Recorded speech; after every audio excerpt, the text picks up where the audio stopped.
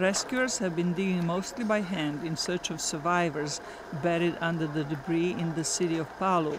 The National Search and Rescue Agency says they desperately need heavy machinery to remove the rubble. It would be dangerous if search teams go in there because we are still having aftershocks.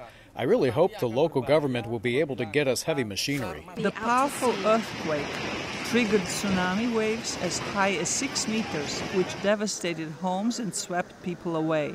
Survivors describe a harrowing experience. I was carried by the wave about 50 meters. I couldn't hold on to anything. The water was spinning me around. There was a shop with bars over the front. I climbed it. That was where I rested. Then a second wave came, even higher than the first. Suddenly, I was on the roof.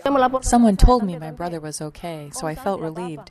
But we waited and waited until into the night, until the morning, but he never returned. Meanwhile, the death toll is growing. Officials say the final death toll could be in the thousands.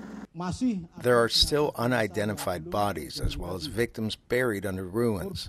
There are also remote areas yet to be reached by joint search and rescue teams. Indonesian President Joko Widodo visited the tsunami-devastated Palu waterfront on Sunday. Everything is still at an emergency status, but the most important thing I would like to emphasize to all ministries, military, police, and regional administration is first to focus on all things related to the recovering victims from the wreckage. Coastal cities of Palu and Donggala in central Sulawesi province were hit the hardest by the massive tsunami.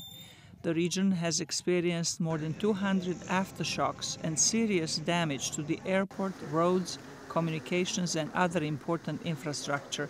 Zlatica, Hoke, VOA News, Washington.